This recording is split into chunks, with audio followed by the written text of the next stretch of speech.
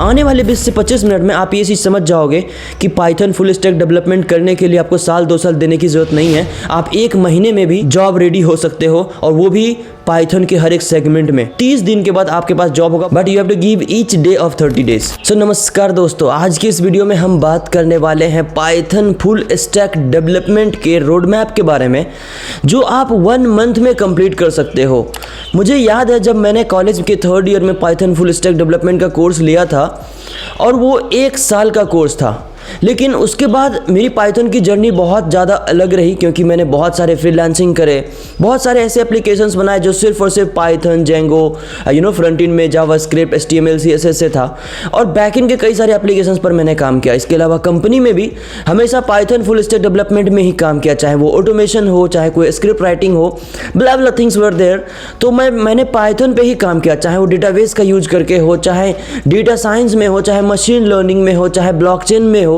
हर एक चीज़ में, हर एक सेगमेंट में, इवन डेवऑप्स में जो स्क्रिप्टिंग होती है उसमें भी मैंने पाइथन का यूज किया था। तो मेरे जो 3-4 साल का एक्सपीरियंस है, और कॉलेज में जो 2 साल मैंने 3rd ईयर और फाइनल ईयर में किया था फ्रीलांसिंग, वो भी पाइथन सीख के, तो वो पाइथन का कोर्स मेरा 1 मंथ का था। लेकिन ये 3-4 साल के एक्सपीरियंसेस के बाद ना, अब ऐसा लग रहा है कि जरूरी नहीं है कि you have to give 1 year to learn Python if you want to become a Python full stack developer. और हो सकता है आप कंपनी स्विच करना चाहते हो पाइथन में। कई बार आप .NET या पुरानी कोई टेक्नोलॉजी पे काफ़ी समय से आप काम कर रहे थे, लेकिन अब आप कंपनी स्विच करना चाहते हो, and that too in Python और जेंगो लाइक दैट। तो ये बहुत ज़्यादा ईजी है, लेकिन इसके लिए आपको 1 ईयर देने की ज़रूरत नहीं है। कई बार कॉलेज के भी बच्चे जो फाइनल ईयर के स्टूडेंट्स, उनके पास उतना टाइम होता नहीं है, और वो अगर पाइथन सीखना चाहते हैं तो वो सोचते हैं कि 6 महीने या 1 साल देना पड़ेगा। लेकिन द थिंग इज कि आपको एक प्रॉपर रोड मैप की ज़रूरत है। 1 महीने में भी कवर कर सकते हो, and that too you can be ready for the job also. Job के लिए भी आप रेडी हो सकते हो 1 मंथ मात्र देने के बाद। अब 1 मंथ में क्या क्या चीज़ें सीखोगे, मैं आपको इस वीडियो में पूरा एक्सप्लेन करने वाला हूँ। Make sure to watch this video till end. इस वीडियो के माध्यम से जो आप सीखने वाले हो उसको मैंने 4 वीक में कन्वर्ट किया है। पहला वीक में कुछ चीज़ें सीख रहे होंगे, दूसरे वीक में भी कुछ चीज़ें सीख रहे होंगे, तीसरे वीक में भी कुछ चीज़ें सीख रहे होंगे, और 4th वीक में आप एक छोटे से प्रोजेक्ट पर काम कर रहे होंगे, 1 या 2 प्रोजेक्ट्स।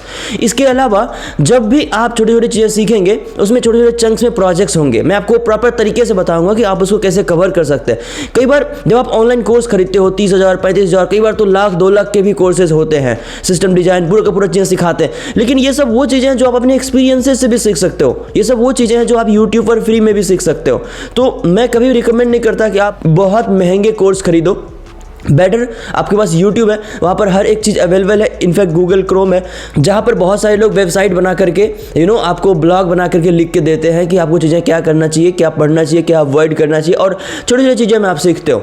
तो सबसे पहले अगर आप पाइथन में अपनी जर्नी स्टार्ट करना चाहते हो, चाहे आप फ्रेशर हो, चाहे आप जॉब में हो, और पाइथन में अपने आप को स्विच करना चाहते हो, तो सबसे पहले आप एक स्क्रिप्टिंग और ऑटोमेशन जैसा सोचना शुरू कर दो। आपका जो माइंड है ना, वो ऑटोमेशन जैसा होना चाहिए, वो हर चीज़ को ऑटोमेट करने का तरीका ढूंढना चाहिए। That's a logical skills, right. जैसे मैं जब कॉलेज में था, तो मेरी जो इंजीनियरिंग चल रही थी, तो मैंने कॉम्पिटिटिव प्रोग्रामिंग के बहुत सारे क्वेश्चंस करे। हैकर रैंक पे मेरे 5 स्टार रैंक भी है, तो वहाँ पर मैंने 100 से ज़्यादा क्वेश्चंस करे। उससे मेरा ये एक्सपीरियंस बना कि आप जो है ना, माइंड को ज़्यादा लॉजिकल बना देते हो, आप लॉजिकल स्किल्स बहुत ज़्यादा इंप्रूव कर लेते हो अपनी, ताकि कोई भी प्रॉब्लम का सोल्यूशन आप झट से निकाल लेते हो। और कई बार तो प्रॉब्लम क्रिएट कर देते हो कि इस चीज़ को कैसे कर सकते हैं कंप्लीट। तो आप एक प्रॉब्लम क्रिएट करते हो और उसका आप सॉल्यूशन निकालते हो। कई बार आपके पास प्रॉब्लम्स होते हैं, उसके सॉल्यूशंस आप निकाल रहे होते हो। तो आप अपने माइंड को ना इस वे में कन्वर्ट करो कि वो प्रॉब्लम नहीं, वो सॉल्यूशन ओरिएंटेड बन जाए। किसी चीज़ का सॉल्यूशन निकाले, किसी चीज़ को ऑटोमेट करने की कोशिश करें। इनफैक्ट अगर आप किसी कंपनी में ऑलरेडी जॉब कर रहे हो ना, या फिर आप कॉलेज के स्टूडेंट्स हो, तो आपके पास जो सॉफ्टवेयर्स होते हैं जो आप देखते हो डेली बेसिस पर, आप उसमें ये सोचने की कोशिश करो कि इसको कैसे ऑटोमेट कर सकते हैं। तो आपके मन में लॉजिकल स्किल्स बिल्ड होना शुरू हो जाएगा। आप सोचोगे कि आप इसको इस तरीके से कर सकते हैं, यहाँ पर पाइथन अप्लाई कर सकते हैं। इसके अलावा अपने आस पड़ोस में जो प्रॉब्लम देखते हो, आप उसका सॉल्यूशन निकालने की कोशिश करो, और वो भी सोचो कि मैं इसको ऑटोमेट कैसे कर सकता हूँ, कैसे ये ऑटोमेटिकली चीज़ें चलता रहेगा।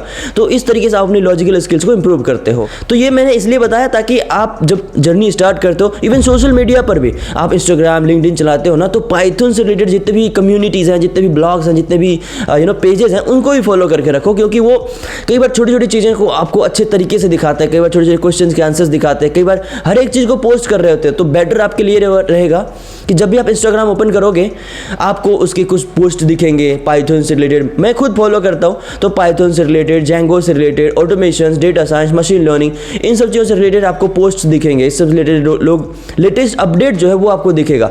तो मेक श्योर कि आप फॉलो करिए इस चीज़ को भी, ताकि आपका बेनिफिट होगा इसमें। So let's get started. पहले वीक में ना पाइथन, एसक्यूएल और गिट को कवर करोगे।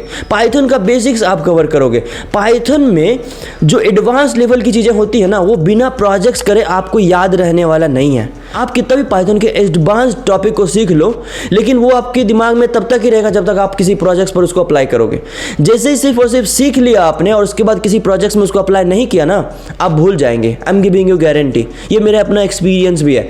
तो मैं जब भी कोई नया टॉपिक सीखता हूँ ना, जब तक उसकी बहुत ज़्यादा इंप्लीमेंटेशन नहीं होती है, जब तक किसी कंपनी में या किसी फ्रीलांसिंग के प्रोजेक्ट्स पे बहुत ज़्यादा इंप्लीमेंटेशन नहीं हो पाता है ना, तब तक वो याद नहीं रहता, चाहे कितनी भी चीज़ें सीख लीजिए। तो पाइथन का बेसिक चीज़ें कवर कीजिए जो ज़्यादा इंपॉर्टेंट है, जो कंपनी में डिमांड में है, जो कंपनी हो सकता है आपसे इंटरव्यू में पूछे।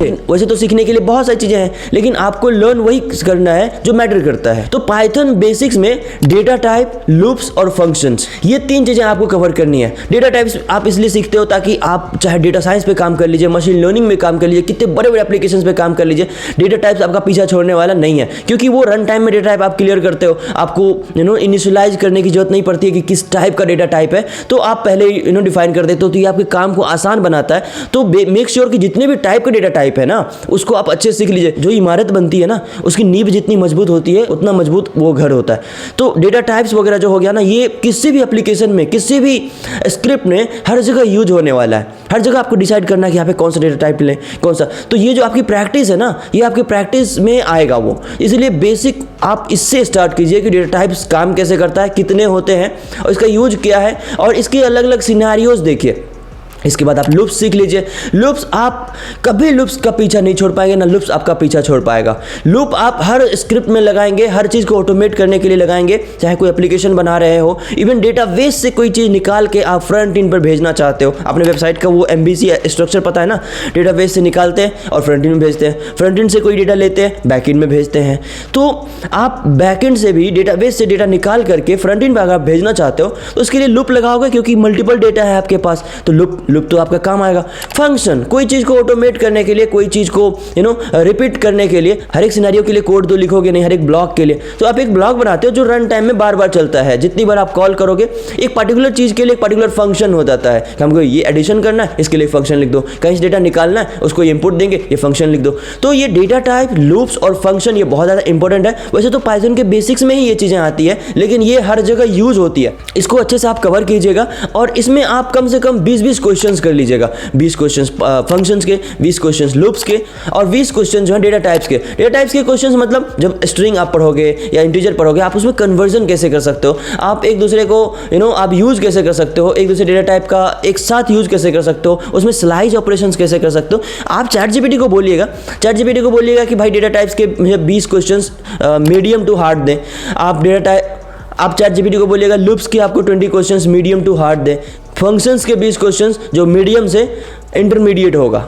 तो आप इस तरह से क्वेश्चंस रेडी करके आप उसका सॉल्यूशन निकालेंगे। पहले सॉल्यूशन निकालेंगे, फिर ChatGPT से पूछेंगे कि भाई ये सॉल्यूशन ठीक है या नहीं। वो उसका अपग्रेडेड सॉल्यूशन भी देगा। और कमेंट सेक्शन में भी लिख दीजिएगा कोई प्रॉब्लम हो, तो हम उसका सॉल्यूशन आपको देने की कोशिश करेंगे। हमें अच्छा लगता है जब कोई हमसे पाइथन से रिलेटेड कोई चीज़ें पूछता है, क्योंकि हमारे तो खून नस नस में पाइथन ही है जी। उसके बाद जब बेसिक चीज़ें कवर हो जाएगी ना, फिर आप आओगे इंटरमीडिएट लेवल पर। Intermediate level in the sense object oriented programming सीखोगे, आप डेकोरेटर्स सीखोगे, आप जनरेटर्स सीखोगे, काम कैसे करता है एप्लीकेशन में। क्योंकि जब भी आप स्क्रिप्ट बनाओगे ना, जनरेटर्स आप यूज करोगे इटरेट करने के लिए, आप डेकोरेटर्स यूज करोगे कोई फंक्शन को प्री फंक्शन बनाने के लिए, आप ऑब्जेक्ट ओरिएंटेड प्रोग्रामिंग का कॉन्सेप्ट भी सीखोगे। हालांकि पाइथन में बहुत ईजी है, इट्स नॉट लाइक जावा जैसा, C++ जैसा कि बहुत सारी इनिशियलाइजेशन होंगे, बहुत सारे उसके रूट्स होंगे। नहीं, आप आसानी से पाइथन में ऑब्जेक्ट ओरिएंटेड जो प्रोग्रामिंग का कॉन्सेप्ट है, आप आसानी से इस्तेमाल भी कर सकते हो, और आप आसानी से सीख सकते हो। इसके जितने इनहेरिटेंस क्लास ऑब्जेक्ट्स होते हैं ना, आप उसको काफी आसानी से सीख सकते हो। और वो भी 1 वीक का ही समय देना है इसमें, अभी 1 वीक ही चल रहा है। तो 1 वीक के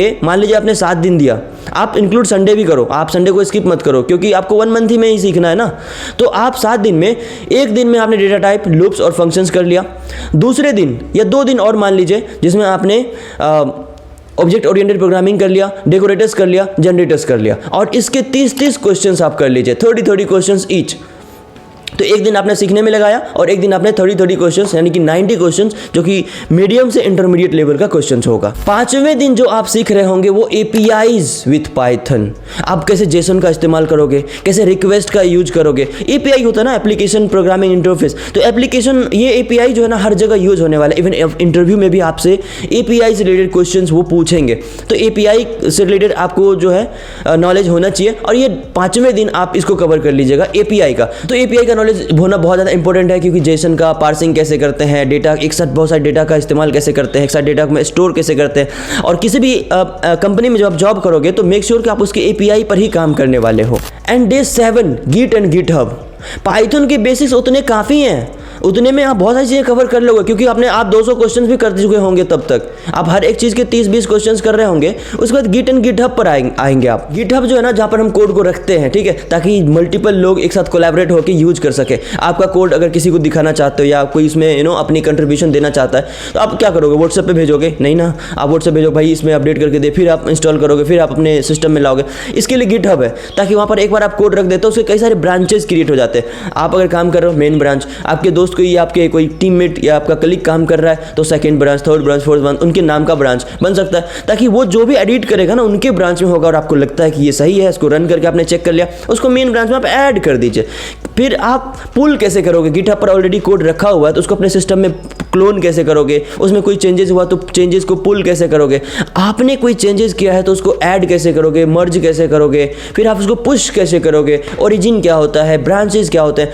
आप गिटहब से ये चीज़ें सीखोगे। यूट्यूब पर जाइएगा, यूट्यूब पर आप सर्च करिएगा गिट एंड गिटहब ट्यूटोरियल, 1-2 घंटे के वीडियोस आपको मिल जाएंगे। आप काफ़ी आसानी से इसको क्लियर कर सकते हो। अब क्योंकि पाइथन सीखा, एपीआई सीखा और उसमें SQLite भी आ जाएगा थोड़ी बहुत, तो ये तीनों सीखने के बाद आप एक छोटा सा माइनर प्रोजेक्ट बनाओगे। डे 7वें दिन आप एक माइनर प्रोजेक्ट बनाओगे। वो बहुत बड़ा प्रोजेक्ट नहीं होगा, पाइथन के बेसिक्स होंगे और माइनर प्रोजेक्ट्स होगा। वेदर अलर्टिंग सिस्टम, वेदर का अलर्ट देना कि वेदर ऊपर नीचे जा रहा है, रेनी सीजन होने वाला है, किस तरह का मौसम होने वाला है, उसका अलर्ट आप भेज सकते हो। एपीआई है क्योंकि वेदर का एपीआई ऑलरेडी गूगल पर अवेलेबल है। आप उस एपीआई को अपने सिस्टम में क्लोन कर सकते हो, यूज कर सकते हो और उससे डेटा निकाल सकते हो। आप रन टाइम में वेबसाइट पर प्रिंट कर सकते हो। अगर आपने अब तक वेबसाइट नहीं बनाना सीखा है, आपको नहीं आता, तो आप टर्मिनल पर ही प्रिंट कर सकते हो। इससे कम से कम आप ये सीख जाओगे कि एपीआई का इंस्टॉलेशन और एपीआई अपने कोड में कैसे कॉन्फ़िगर करते हैं और SQLite में डेटा कैसे स्टोर करते हैं। ये चीज़ सीख के एक माइनर प्रोजेक्ट बना लोगे। और इस प्रोजेक्ट का सोर्स कोड हमारे पास है। आपको इस प्रोजेक्ट का सोर्स कोड चाहिए, चेक करना हो कि आप सही बना रहे हो नहीं,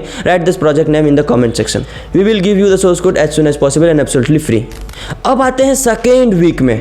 सेकेंड वीक में आप जेंगो सीख रहे होंगे क्योंकि जब भी कोई प्रोग्रामिंग लैंग्वेज सीखते हो तो सिर्फ प्रोग्रामिंग लैंग्वेज ही नहीं, ये तो एक भाषा है, एक लैंग्वेज है जो कंप्यूटर से आप बात करते हो। पर उससे आप करने क्या वाले हो, उससे क्या काम कराने वाले हो अपने सिस्टम को? वेबसाइट बनाने वाले हो, एप्लीकेशन बनाने वाले हो, कोई ऑटोमेशन करने वाले हो, तो एक फ्रेमवर्क तो चाहिए। तो जेंगो फ्रेमवर्क, वैसे पाइथन के कई सारे फ्रेमवर्क्स हैं, जेंगो हो गया, फ्लास्क हो गया, ऐसे बहुत सारे फ्रेमवर्क्स हैं, लेकिन आप जेंगो के थ्रू जाइए क्योंकि जेंगो में डेटा हैंडलिंग करने का जो कैपेसिटी होता है वो बहुत ज़्यादा होता है और जेंगो बहुत फास्ट चलता है। तो आप जेंगो का इस्तेमाल कीजिएगा और इसके साथ साथ आप रेस्ट एपीआई सीख लीजिएगा। जैसे सीरियलाइजर्स वगैरह होता है, जेंगो का अपना एक रेस्ट फ्रेमवर्क भी है, तो उसमें आप सीरियलाइजर्स कैसे इस्तेमाल करेंगे, व्यू सेट्स कैसे इस्तेमाल करेंगे, मतलब फ्रंट एंड से डेटा बैक एंड में कैसे भेजेंगे, बैक एंड से फ्रंट एंड में कैसे भेजेंगे। जेंगो इज अ फ्रेमवर्क जहां पर आप फ्रंट एंड और बैक एंड का और डेटाबेस का इंटीग्रेशन करते हो। एक ऐसा फ्रेमवर्क जहां पर इधर से फ्रंट एंड सेट कर दिया, इधर से बैक एंड सेट कर दिया, बीच में डेटाबेस है, डेटाबेस से डेटा लेते हो, फ्रंट एंड पर भेजते हो, फ्रंट एंड से डेटा लेते हो, बैक एंड में उसको प्रोसेस करते हो, जो भी प्रोसेस करना होता है, और आप उसको डेटाबेस में सेव कर देते हो। फ्रेमवर्क का काम बस इतना ही है, प्रोसेस करता है। अगर कहीं एपीआई है तो भी बैकएंड में आप इंस्टॉल कर देते हो या कॉन्फ़िगर कर देते हो, तो वो एपीआई से थ्रू जो डेटा आता है आप उसको फ्रंट एंड में भेजना चाहते हो तो बैकएंड ही प्रोसेस करेगा सारा चीज़, फ्रेमवर्क प्रोसेस करेगा ना। तो फ्रंट एंड से कोई डेटा आता है, प्रोसेस करेगा कौन? बैकएंड। सेव कहाँ करना? डेटाबेस में। ये सब कौन कर रहा हुआ? जस्ट बिकॉज कि पाइथन का इस्तेमाल करना है किसी वेबसाइट को बनाने के लिए, किसी एप्लीकेशन को बनाने के लिए, तो फ्रंट एंड से डेटा जो बैक एंड में हम भेजेंगे, बैक एंड से डेटा जो फ्रंट एंड भेजेंगे, ये प्रोसेस एक प्रोग्रामिंग लैंग्वेज ही करेगा ना, जो आपने फर्स्ट वीक में सीखा पाइथन से। कैसे डेटा लेते हैं, कैसे सेव करते हैं, करंट ऑपरेशंस अप्लाई करते हैं, अपडेट करना, डिलीट करना, एवरीथिंग। तो प्रोग्रामिंग लैंग्वेज ही करेगा सब कुछ, ऑफ कोर्स पाइथन ही करेगा, लेकिन उसके लिए एक फ्रेमवर्क तो चाहिए। कहाँ करेगा पाइथन? वो पाइथन की स्क्रिप्ट को आप कहाँ लिखने वाले हो? दैट्स अ जेंगो फ्रेमवर्क, जहाँ पर आप पाइथन की स्क्रिप्ट लिखोगे, जो मॉडल होगा, जो उसकी डेटाबेस होगी, एडमिन होगा, ये सारी चीज़ों को मैनेज कौन करेगा? प्रोग्रामिंग लैंग्वेज के थ्रू होगा, लेकिन कहाँ? फ्रेमवर्क में, दैट्स अ जेंगो। तो आप एक वीक में जेंगो काफ़ी अच्छे से कवर कर लेंगे। उसके बाद जो चीज़ें आती है वो है फ्रंट एंड डेवलपमेंट। अच्छा, फ्रंट एंड डेवलपमेंट में आपको बहुत ज़्यादा HTML, CSS एंड जावास्क्रिप्ट सीखने की जरूरत नहीं है, फ्रॉम स्टार्ट टू एंड बहुत सीखने की जरूरत नहीं है। आपको इतना आना चाहिए कि एटलीस्ट आप कॉपी पेस्ट कर सको। HTML से छोटे छोटे टैग्स का इस्तेमाल कैसे करना है और उसका इंटीग्रेशन कैसे करना है। जावास्क्रिप्ट का कोई कोड है, उसका जेंगो एप्लीकेशन में इंटीग्रेशन कैसे करना है। HTML का कोई कोड है, उसमें CSS अप्लाइड है, तो उसको पाइथन में कैसे इंटीग्रेशन करना है। CSS को कैसे करना है, पाइथन के थ्रू कैसे करना है। आप यूट्यूब पे सर्च करोगे फ्रंट एंड विद जेंगो, तो जेंगो, HTML, CSS जो है, जावास्क्रिप्ट, ये सारी चीज़ें जो है, ये आपको उतना ही आना चाहिए जितना में आप कॉपी पेस्ट कर सको, दूसरों का कोड समझ सको, क्योंकि ये उतना ज़्यादा आपको, अगर आप फ्रंट एंड में ही करियर बनाना चाहते हो तो आप फ्रंट एंड सीख लो अच्छे से, तब HTML सीख लो, CSS सीख लो, जावास्क्रिप्ट सीख लो, ये 3 चीज़ें बहुत अच्छे से क्लियर कर लो। लेकिन आप बैकएंड में अपना करियर बनाना चाहते हो ना, तो आप उसके लिए मोर ऑफ कॉपी पेस्ट करना आपको आना चाहिए, और HTML, CSS के टैग्स आपको समझ में आने चाहिए, और समझ में आने के लिए एटलीस्ट आपको 2 दिन तो देना पड़ेगा। 2 दिन में HTML कर लीजिए, CSS कर लीजिए और जावास्क्रिप्ट कर लीजिए। ये 3 चीज़ें जो है ना बहुत इंपॉर्टेंट है। इससे आप bootstrap, copy paste, everything you will learn. And last में आप ये सीखिए कि फ्रंट एंड का इंटीग्रेशन जेंगो बैकएंड में कैसे होता है। ये बहुत ज़्यादा इंपॉर्टेंट है, फ्रंट एंड का इंटीग्रेशन जेंगो के बैकएंड में कैसे होता है। ये चीज़ आप जब सीख लेंगे तो आपका काम यहाँ पे पूरा हो जाएगा। अब आते हैं चौथे वीक में। इसके बाद आप एक प्रोजेक्ट पे काम करेंगे, एटलीस्ट वो सिंपल सा प्रोजेक्ट होगा। वैसे तो मैं ई-कॉमर्स और लाइब्रेरी मैनेजमेंट सिस्टम हमेशा नहीं बताता हूँ, लेकिन आप सीख रहे हो तो आप ई-कॉमर्स का प्रोजेक्ट या कोई लाइब्रेरी का प्रोजेक्ट बना लीजिएगा। आप गूगल पे भी आपके पास सोर्स कोड अवेलेबल है, हमारे पास इसके एडवांस्ड वर्जन के सोर्स कोड अवेलेबल है। So if you need, right the project name in the comment section, हम आपको फ्री में वो सोर्स कोड देंगे ई-कॉमर्स मैनेजमेंट सिस्टम और लाइब्रेरी मैनेजमेंट सिस्टम का, जो पाइथन, जेंगो और HTML, CSS, जावास्क्रिप्ट से ही बना, उसके अलावा कोई भी चीज़ें उसमें इस्तेमाल नहीं हुआ है, और बहुत हाई लेवल का एप्लीकेशन है जिसके कोड आपको बहुत आसानी से समझ में आएंगे। So write e-commerce management system in comment section. अब चौथे वीक में आप आ जाइए, जहां पर डेटा साइंस करना है आपको, बेसिक डेटा साइंस करना है। डेटा साइंस से डरिएगा मत, डेटा साइंस काफ़ी आसान है। इट्स लाइक मैथमेटिकल ऑपरेशंस, जैसे मैथमेटिक्स में एडिशन करते हैं, सब्ट्रैक्शन करते हैं, मल्टीप्लिकेशन करते हैं, एक साथ जोड़ते हैं, घटाते हैं, हटाते हैं, बस यही डेटा साइंस में आपको अप्लाई करना है। जहाँ पर मैथमेटिकल कैलकुलेशंस कैसे करते हैं, सिंपल चीज़ें आपको सीखनी है, क्योंकि जब भी आप ऑटोमेशन में अपना करियर बनाओगे, जब भी आप वेब डेवलपमेंट में भी या बैकएंड इंजीनियर में भी अपना करियर बनाओगे, डेटा इंजीनियरिंग में भी, तो आपको डेटा साइंस की कुछ बेसिक चीज़ें आना चाहिए। बाकी बड़ी बड़ी चीज़ें तो आप AI से भी यूज करके बना लोगे ना।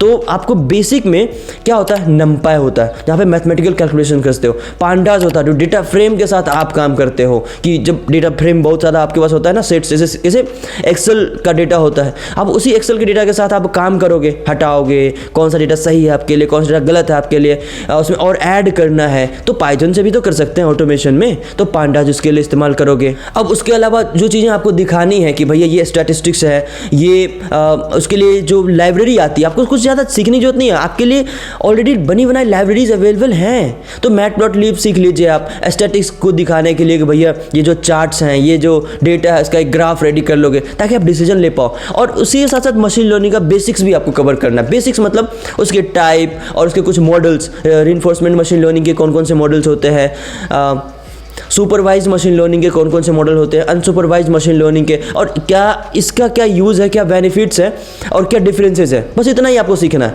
प्रैक्टिकल नहीं करनी है इसमें, बस इतना ही सीखना है, क्योंकि आपको नंपाई और पांडास ये 2 चीज़ें आना चाहिए अच्छे से। इंटरव्यू में वो कंसिडर करेंगे।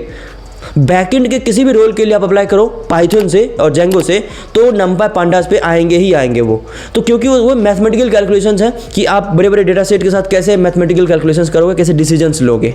अब जैसे ही ये कंप्लीट कर लेते हो, अब एक मेजर प्रोजेक्ट्स बनाइए, एक काफ़ी है मेजर प्रोजेक्ट, एंड वो भी जैसे जॉब पोर्टल एप्लीकेशन। मैं रिकमेंड करूँगा आपको कि जॉब पोर्टल एप्लीकेशन बनाइए, जहाँ पर न्यू जॉब डालना है ना, उसको अपडेट करना, उसकी एक्सपायरी डेट फिक्स करना, और स्टूडेंट्स आएंगे, अप्लाई करेंगे, और उसकी इंटरव्यू शेड्यूल करना, ईमेल वेरिफिकेशन, SMTP लगाना और API का यूज़ करना, ऐसे कई सारी चीज़ें। जॉब का एक डैशबोर्ड दिखाना कि मेरे पार्टिकुलर जो जॉब पोस्ट किया है उसमें कितने लोग आए, कितने लोगों ने अप्लाई किया, ये डैशबोर्ड देखना, एवरीथिंग आप उसमें मेंशन करोगे। हमारे पास इसका सोर्स कोड है in Django Python only. So if you need, write job portal in comment section. So that हम आपको वो सोर्स कोड भी दे देंगे, लेकिन make sure try by yourself also, कि आप खुद से ट्राई कीजिए कि जॉब पोर्टल कैसे, और ये एक मेजर प्रोजेक्ट होगा। उसके बाद आप अपनी रेज्यूमे बनाइए। जब आप अपनी रेज्यूमे बनाओगे ना, कि बेहतर रेज्यूमे बनाइए, मतलब बेहतर रेज्यूमे मतलब आप कलर कॉम्बिनेशन पर ध्यान मत दीजिए, काला पीला लाल हरा मत कीजिए, उसको ब्लैक एंड वाइट ही रखिए, ठीक है। उसमें प्रोजेक्ट लिखिए, प्रोजेक्ट वाले सेक्शन में कि आपने 2 प्रोजेक्ट्स पर काम किया है और उसके बारे में एक्सप्लेन कीजिए। उसके बाद टेक्निकल स्किल्स में पाइथन, जेंगो, HTML, CSS जो भी आपने सीखा वो, थोड़ी बहुत लिनक्स सीख लीजिए अगर आपको नहीं आता, क्योंकि कंपनी में विंडोज़ पर काम बहुत कम होता है, लिनक्स पर ज़्यादा काम होता है। आप सारे एप्लीकेशंस लिनक्स पर करने वाले हो, सारा टूल्स आप लिनक्स पर बनाने वाले हो, सारे ऑटोमेशंस आप लिनक्स पर करने वाले हो, तो आप लिनक्स सीखिए और बेसिक्स ऑफ लिनक्स सीखिए। एक दिन दीजिए लिनक्स में, सुबह से शाम तक में आप पूरा लिनक्स इतना कवर कर लेंगे जितना आपके लिए यूजफुल होगा। और हर एक चीज़ आपको यूट्यूब पर ही करना है, हर एक टॉपिक को यूट्यूब पर ही सर्च करना है, वहीं सीखना है, एक नोट्स बनाना है। नोट्स में आपको पूरा लिखना नहीं है कि क्या आपने पढ़ा, क्या समझ में नहीं आया, टॉपिक का नाम लिखिए, ताकि इन फ्यूचर भी आपको जब भी रिवाइज करना हो तो सिर्फ टॉपिक का नाम और यूट्यूब आपने सर्च किया, आपको अच्छे अच्छे प्लेलिस्ट मिल जाएंगे, अच्छे अच्छे वीडियोस मिल जाएंगे, जब देख लीजिए, कवर कर लीजिए। अच्छा, बात करते हैं सर्टिफिकेशंस की। बहुत लोग ये कहते हैं कि भाई यूट्यूब पे सीख तो लेंगे, पर सर्टिफिकेशंस, मेरे 4-5 साल तो एक्सपीरियंसेस हो ही गए हैं, आज तक मेरा कोई सर्टिफिकेशन नहीं देखा। मैंने 1 लाख रुपीज़ पेड किया था पाइथन फुल स्टैक डेवलपमेंट का, वो ऑफलाइन कोचिंग थी इन 3rd ईयर, लेकिन आज तक किसी ने उसका सर्टिफिकेट नहीं मांगा। मैंने हर इंटरव्यू में इंटरव्यूअर को यही बताया कि मैंने Python full stack development with data science and machine learning किया है और बहुत महंगी कोर्स थी। तो उसके बाद लोगों ने क्वेश्चन ही पूछा मेरे से, किसी ने सर्टिफिकेट नहीं देखा। आप भी बोलोगे ना कि सर्टिफिकेशंस है मेरे पास, मैंने किया है, they are not going to see your certificate, they will just ask you the questions only and they will expect कि जो आपने सर्टिफिकेशन किया, जो कोर्स किया है, आप आंसर दे भी पाते हो नहीं। और इस तरीके से आप इंटरव्यू का प्रिपरेशन करना स्टार्ट कर दोगे, हर एक चीज़ का रिवीजन। और ये प्रोजेक्ट्स भी अगर आपका रेडी है, उसके बाद अपने रेज्यूमे को कंपनी में भेजिए, चाहे लिंक्डइन पे हो, naukri.com पे हो, कई सारे जॉब पोर्टल्स पर बेधड़क अप्लाई कीजिए। एक साथ पर डे 100 ऑफ कंपनीज में अप्लाई कीजिए और उसका रिस्पांस देखिए। अगर रिस्पांस नहीं आ रहा, अपने रेज्यूमे को चेक कीजिए, रेज्यूमे में कुछ नई चीज़ें ऐड कीजिए, ChatGPT से पूछिए कि क्या आपका रेज्यूमे ठीक है और उसको और क्या चीज़ें ऐड किया जा सकता है। आप हमें भी रेज्यूमे अपना भेज सकते हैं इस व्हाट्सएप नंबर पर जो आपको स्क्रीन पर दिख रहा है। मैं भी आपको पर्सनली सजेस्ट करूँगा आपके रेज्यूमे में कोई दिक्कत होगी तो। पर मेक श्योर हर एक चीज़ कवर कीजिए जो मैंने इस वीडियो में बताया है। और जो प्रोजेक्ट आइडिया आपको दिया है उसका सोर्स कोड चाहिए तो कमेंट सेक्शन में प्रोजेक्ट का नाम लिखिएगा, I will give you the source code absolutely free. और कोई डाउट आता है, कहीं पर स्टक हो रहे हो, कुछ चीज़ समझ में नहीं आ रहा, तो आप कमेंट सेक्शन में बेशक लिखिएगा and you will see the magic, हम आपको रिप्लाई भी करेंगे। और आज के लिए इतना ही, मिलते हैं किसी और वीडियो में, तब तक के लिए have a good day, see you, bye.